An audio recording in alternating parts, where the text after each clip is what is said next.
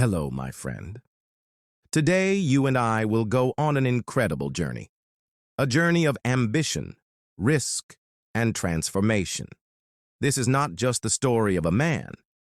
It is the story of vision, courage, and the power of one idea to change the world. Have you ever dreamed of building something big?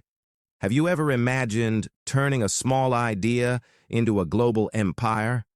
Well, today, you'll hear how one man, with a simple dream in a small garage, created one of the most powerful companies on Earth.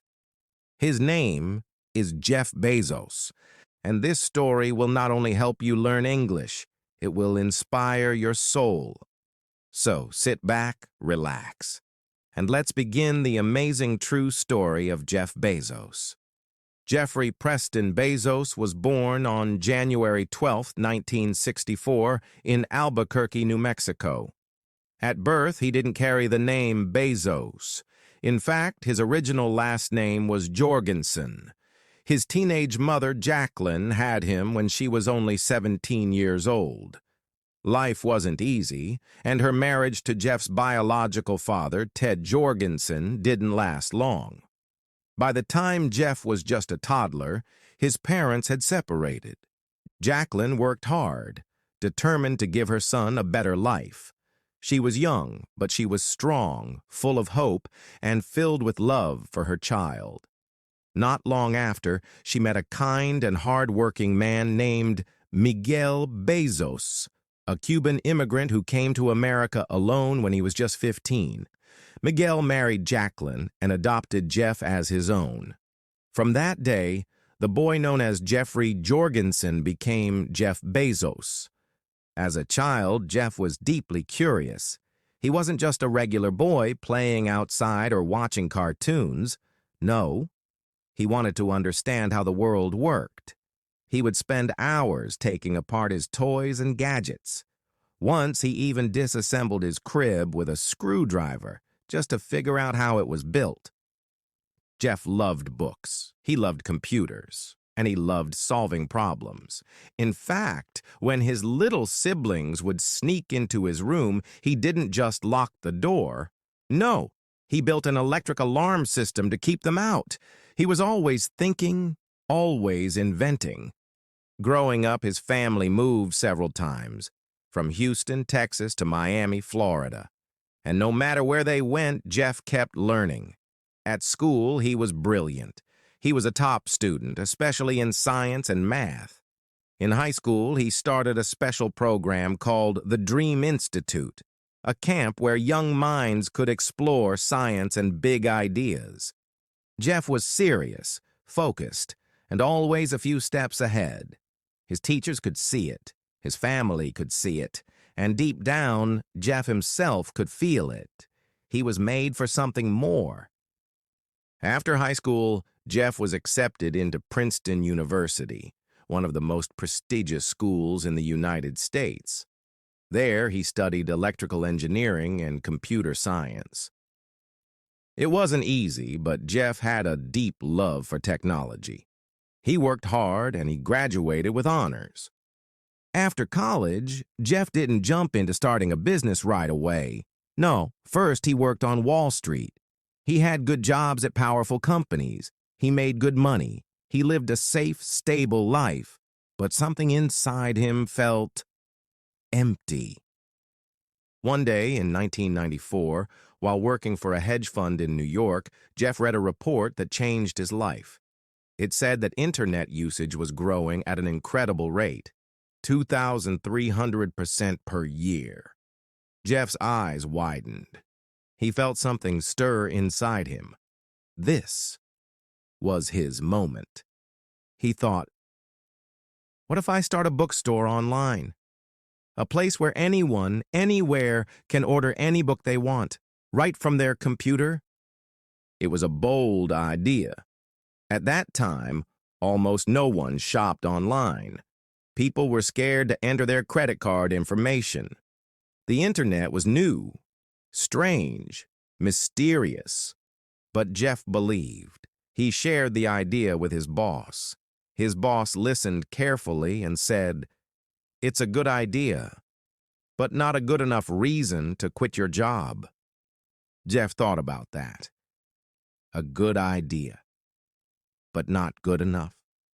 He disagreed. He went home, spoke with his wife, Mackenzie, and told her everything. She didn't laugh. She didn't tell him to be careful. Instead, she supported him. And so Jeff did the unthinkable. He quit his high-paying job. He packed up everything he owned, and he drove across the country, from New York to Seattle, with his wife, his computer, and the dream of starting an online business. In the back seat of his old car, he wrote the business plan. He decided to call the company Amazon. Why Amazon?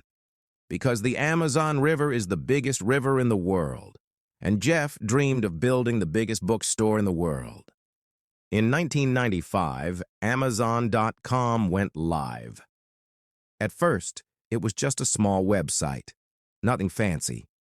Jeff worked from his garage.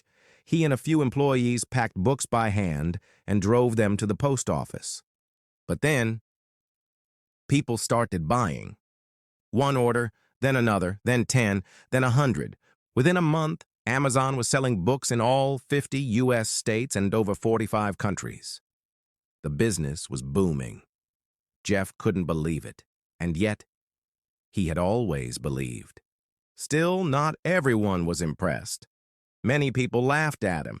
Some investors called Amazon Amazon.bomb. They thought it would crash like many other internet startups. Jeff stayed calm. He had a plan. He wasn't focused on short-term profit. He believed in long-term vision. He said, "If we do what's right for customers, everything else will fall into place." And so he kept building.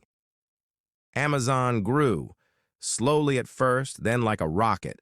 From books, they moved into music, then DVDs, then electronics, then toys, then everything.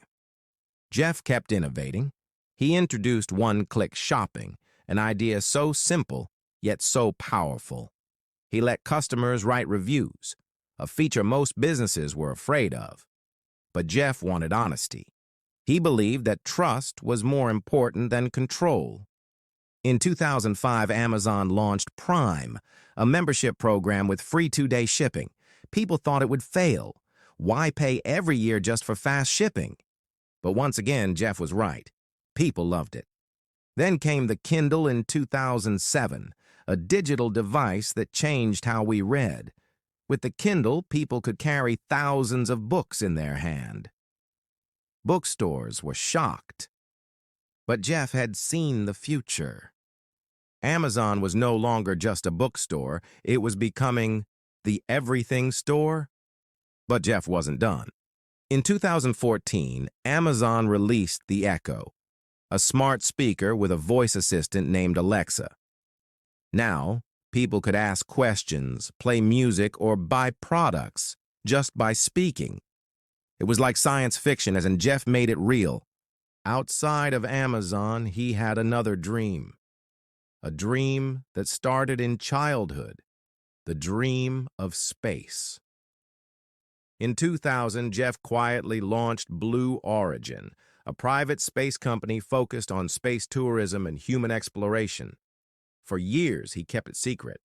But behind the scenes, he was building rockets, hiring scientists, and dreaming big.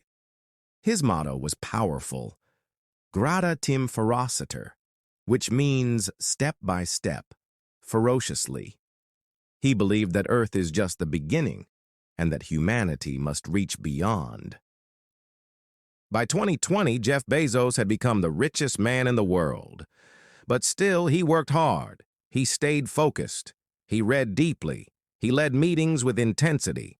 And he made bold bets again and again. In 2021, he stepped down as CEO of Amazon.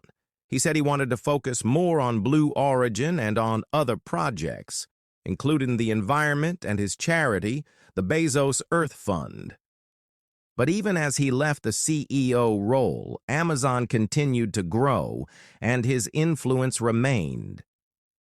Jeff Bezos changed the way we live. He changed how we read, how we shop, how we think about customer service, and soon, maybe even how we travel through space. He once said, "I knew that if I failed, I wouldn't regret that. But I knew the one thing I might regret is not trying." Those words have power, because that's what this story is really about. Not money, not fame, not even technology. It's about trying. It's about believing in your idea, even when others don't. It's about taking risks, about working hard, and about thinking long-term when the whole world is focused on the short. Jeff Bezos wasn't lucky. He wasn't born rich. He was curious, brave, and relentless.